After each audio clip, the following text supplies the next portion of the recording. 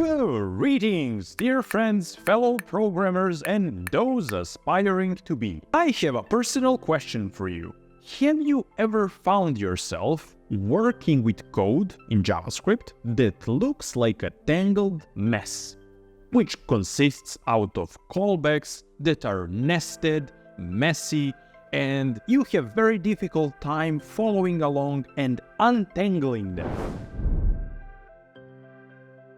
First things first, let us learn what the term Callback Hell actually means. After all, the entire video is dedicated to this topic. It would be silly not to explain what Callback Hell actually represents. So, it's a messy, hard-to-read code that contains a lot of nested callbacks that are nested within each other.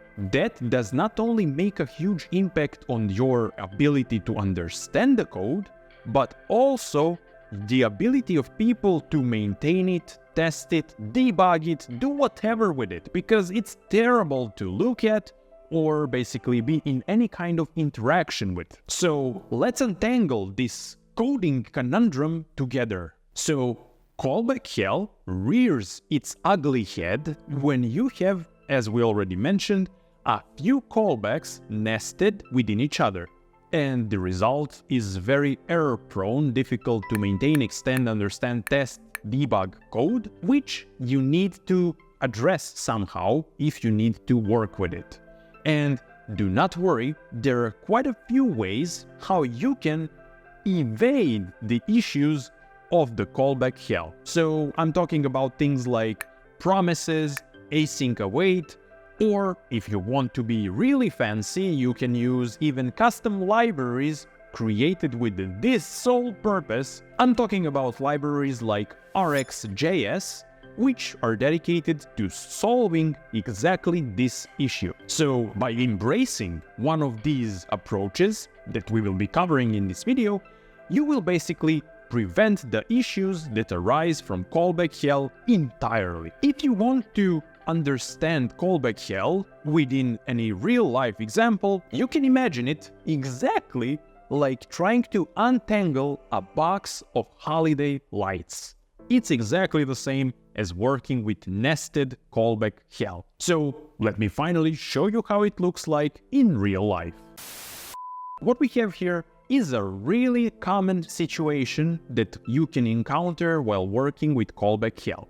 So if you encounter something like this, that you have a certain function which invokes another function when it is done, which invokes another function when it is done, which then, believe it or not, invokes another function when it is done. And this right here is exactly what callback hell looks like. Okay, that was just unusable code that doesn't run. I want you to go back to our examples that are already well known on this channel, dedicated to a restaurant where a person enters, orders a lot of food, which should come out in a given order that the customer has ordered in. So, for example, if we are making our main dish, we first need to marinate the meat, then we need to prepare the sauce, cook vegetables, plate the dish, and then it is done.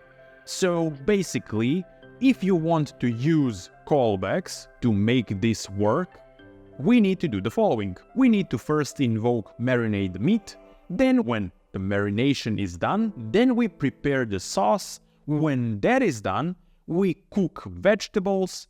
When that is done, we then plate the dish, and that is when our dinner is ready. So this right here looks exactly like the example we had first. As you can see, it looks exactly the same. And this time, it runs. As you can see, we're marinating, preparing, cooking, plating, and dinner is ready. This works, but it's terrible in all regards. So let us see how we can improve this code. The easiest solution, which is still going to rely heavily on callbacks, is going to be name functions that we need to introduce in our flow. So we still have exactly the same functions, but we also have wrapped our final console log, which states that dinner is ready, into another function, which we're going to put as a callback into our plate the dish function as a parameter. So now we have basically reduced the nesting by one layer. And also this part right here, which is the entirety of our cooking process, I have wrapped into start cooking method, which is going to allow us to be able to invoke the entire process of cooking dinner with a single line. So we can repeat this as many times as we like without the need to copy and paste this entire block of code. This right here approach is still far from perfect, but a little bit better than the initial state we had. But all this, as I mentioned, is far from perfect. If we want to make our code really substantially better, we need a concept like promises. And if you are not familiar with this concept, I think you should go back to my previous video dedicated to promises and learn all about it, because you will be able to understand and follow along effortlessly. Okay, here we are at our example number 4. We are going to utilize promises to deliver the same end result. We again have all the same functions, but now if you take a closer look, you will see that we are now returning promises. And each promise is going to do the same thing. We just console log the message and we resolve the promise. And they basically all look identical in all other regards. Now, when it comes to the part where we invoke the process of preparing dinner, we do the following. We have a chained set of actions that need to execute one after another. So we first invoke our marinate the meat, which is the starter of our process, and then when it is ready, then we invoke prepare the sauce. When that is ready, we just invoke cook vegetables. When that is ready, you guessed it, we plate the dish, and when everything is done, we just console log dinner is ready.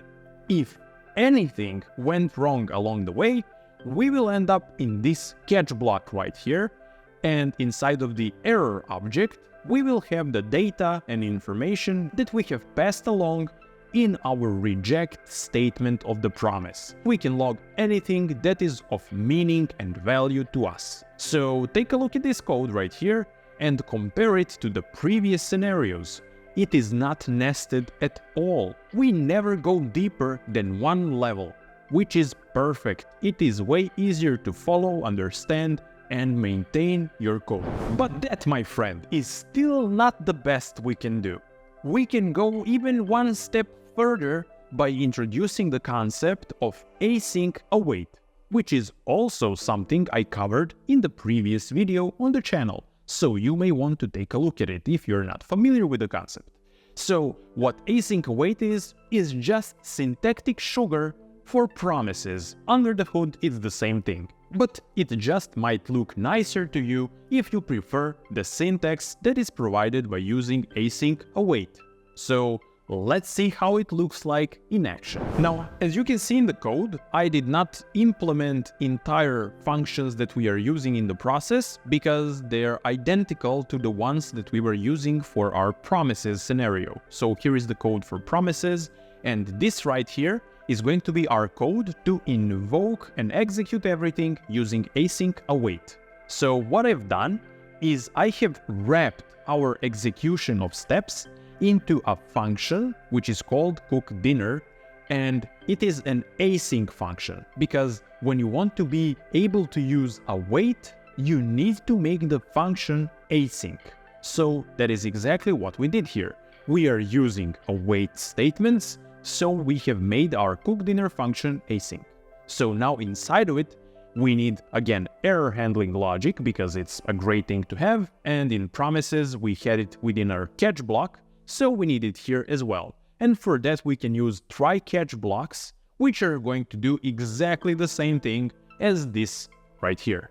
So when anything goes wrong, we will end up in this block right here and do everything the same way as we did with promises. But when it comes to our happy path, we just add line after line where we state what needs to be executed before the next line can be executed.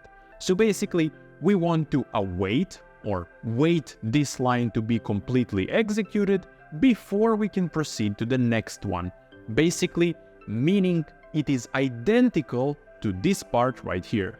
but it just looks a bit cleaner if you prefer this syntax. And then, because we have wrapped our entire cooking dinner process into a function, we can just invoke it at our liking. Now, when we know all of those things, I think is the best time ever to prepare a real-life example in which you want to fetch stuff from different API endpoints to collect data that is going to be presented in any kind of data-consuming application, which is a completely 100% real-life scenario that you will be using in almost every web application you ever build. Let me show you how it looks like. So we first have fetchData1 function, which just returns a promise, which is going to indicate that we are fetching data from API endpoint. We have set timeout, which indicates us waiting for getting the response, and we have a similar scenario in the fetchData2 method. And how we would use this is then going to be fetchAllData function. It is async because we need to await the two endpoint data fetching statements, and we just collect data1 by invoking fetchData1 and awaiting it, and then we fetch data2 and await it. When that is done, we just log that all the data is received, and that's it. If anything goes wrong, we still have catch statement because everything is wrapped in our try-catch blocks. We just invoke it, and when we run our code, we get fetching data, we get the data, then we fetch data from API 2, we get the data, and we say everything is received. So basically, that is it. And now, my friend, you are 100% ready to tackle those callback hell scenarios and convert them into a beautiful piece of code that can be admired and enjoyed in any scenario. And basically, you right now are way better developer than you were 10-15 minutes ago. So yeah, I congratulate you on sticking around till the end and learning how to improve your coding quality, because that's how great developers are born. I challenge you to use this knowledge you just acquired in real life, do some pet projects, implement them in any kind of examples you like, and just make sure that you are going through the flows of applying what you just learned in real life, because that's the only way it's going to stick for long. And yeah, basically, I would just like to thank you for watching, invite you to subscribe to the channel if you do enjoy this type of content, and yeah, have an amazing day, my friend. Happy coding!